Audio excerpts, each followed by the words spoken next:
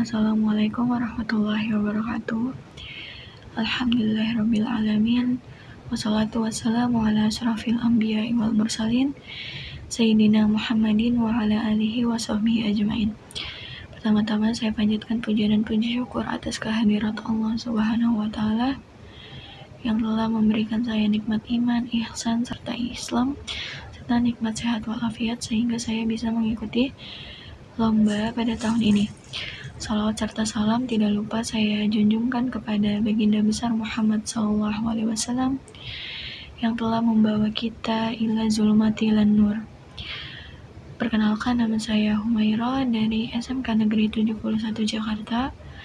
Di sini saya mengikuti lomba ceramah yang bertema peran dan strategi generasi muda Islam Indonesia pada era revolusi industri dengan meneladani sikap Rasulullah SAW yang berjudul menjalani strategi dakwah Islam dengan meneladani sikap baginda Rasulullah SAW.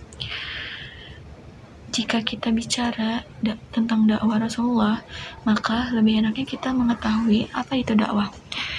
Dakwah adalah salah satu penyampaian, ajakan, dan seruan kepada orang lain agar mau memeluk, mempelajari, dan mengamalkan agama secara sadar, sehingga membangkitkan dan mengembalikan kefitrahan seseorang. Pada setiap dasar, orang yang diciptakan oleh Allah Subhanahu wa taala dalam keadaan fitrah sehingga bisa mencapai kehidupan bahagia di dunia maupun di akhirat. Hukum dakwah itu sendiri adalah wajib. Sedangkan wajib pada dakwah di sini itu adalah berdakwah sesuai dengan apa yang ia ketahui atau sesuai dengan ilmu yang ia miliki. Nah, sebelum kita masuk ke materinya, kita memperkenalkan dulu siapa sih Rasulullah itu.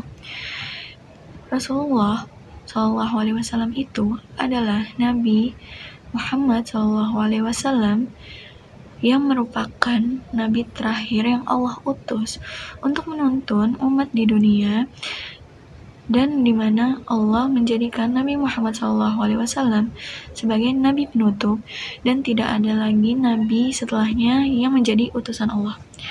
Hal inilah yang menyebabkan kenapa Nabi Muhammad SAW mempunyai sebutan sebagai Khatamun Nabiyyin atau Nabi yang terakhir. Yang pertama yang akan dibahas adalah metode dakwah Rasulullah.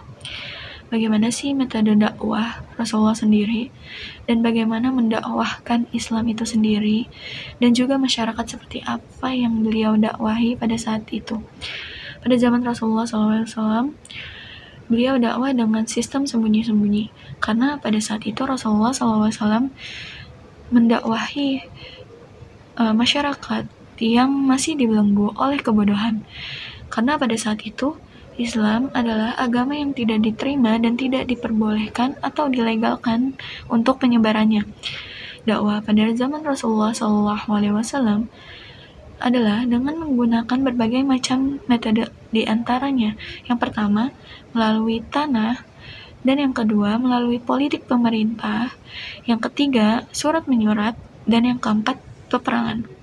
Sedangkan untuk media, biasanya Rasulullah SAW melakukan 3 hal, yakni tulisan, aksi, dan juga lisan. Dengan melalui lisan, yaitu ada beberapa metode. Yang pertama, ceramah. Contohnya seperti saya sekarang yang sedang berceramah, dan beliau melakukan hal tersebut untuk mendakwakan Islam. Dan yang kedua ada diskusi. Diskusi artinya mempelajari dan menyampaikan bahan dengan jalan yang didiskusikan sehingga menimbulkan pengertian serta perubahan kepada masing-masing pihak sebagai penerima dakwah. Yang ketiga, metode dakwah tanya jawab.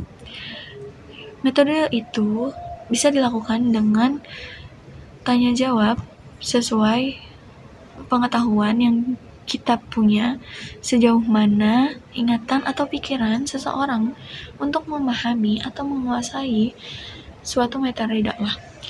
Yang keempat, metode konseling, yang bertujuan untuk memecahkan masalah yang terdiri dari konselor sebagai dakwah dan klien sebagai mitra dakwah. Kelima, metode propaganda. Metode propaganda bertujuan untuk menyiarkan Islam dengan cara memberi pengaruh dan membusuk, namun bukan bersifat otoritatif atau paksaan. Selain itu juga bisa dalam bentuk nasihat, wasiat, taklim, peringatan, dan lain-lain sebagainya. Sedangkan melalui tulisan, Rasulullah menyampaikan pesan dakwah melalui berbagai media massa, yakni buku, majalah, koran, pamflet, dan lain-lain. Dan yang terakhir ada aksi. Aksi di sini yaitu berupa aksi amal soleh, seperti tolong menolong sesama muslim atau sesama manusia dengan melalui materi atau tenaga, bergaul dengan lingkungan yang mempunyai organisasi Islam dan lembaga-lembaga keislaman. Dan hal yang paling penting yang perlu diingat, bahwa Rasulullah berdakwah secara penuh dengan kedamaian, bukan dengan kekerasan atau paksaan. Sebagaimana makna dakwah yaitu mengajak, bukan memaksa. Namun Rasulullah sendiri pada saat itu tidak menerima perbuatan baik dari salah satu yang didakwakannya. Tetapi Rasulullah tidak pernah membalasnya karena beliau mempunyai sifat sebagai teladan yang baik. Maka dari itu, Rasulullah mempunyai sebutan sebagai uswatun hasanah, yang memiliki keteladanan yang baik. Dakwah pada generasi milenial. Tentu saja pada generasi sekarang tidak mudah untuk menyiarkan dakwah jika tidak dengan strategi yang sama pada zaman sekarang. Bukan berarti kita tidak menggunakan metode dakwah pada zaman Rasulullah SAW, tetapi kita menyetarakan antara zaman dahulu dengan zaman sekarang. Maka dari itu banyak cara untuk kita menyiarkan dakwah. Di antaranya adalah membuat seperti kartun Islami untuk ditonton para remaja milenial. Yang kedua ada penyampaian secara tanya jawab. Yang ketiga, jangan membuat tontonan film Islami dan menayangkan film pada zaman-zaman dahulu, sehingga membuat remaja milenial sekarang mudah untuk menyiarkan dakwah secara lebih luas lagi. Kesimpulan pada ceramah kali ini, dakwah Islam artinya yaitu mengasihi batasan dengan mengajak maupun menyeru kepada semua orang lain yang masuk ke dalam stabilitas Allah Subhanahu wa Ta'ala, yakni bukan hanya untuk mengikuti dai ataupun sekelompok orang, tetapi dakwah adalah pekerjaan atau ucapan yang mempengaruhi semua manusia supaya mengikuti Islam. Dakwah menjadi sarana utama sebagai upaya integrasi Islam pada masyarakat. Peluang dari masyarakat.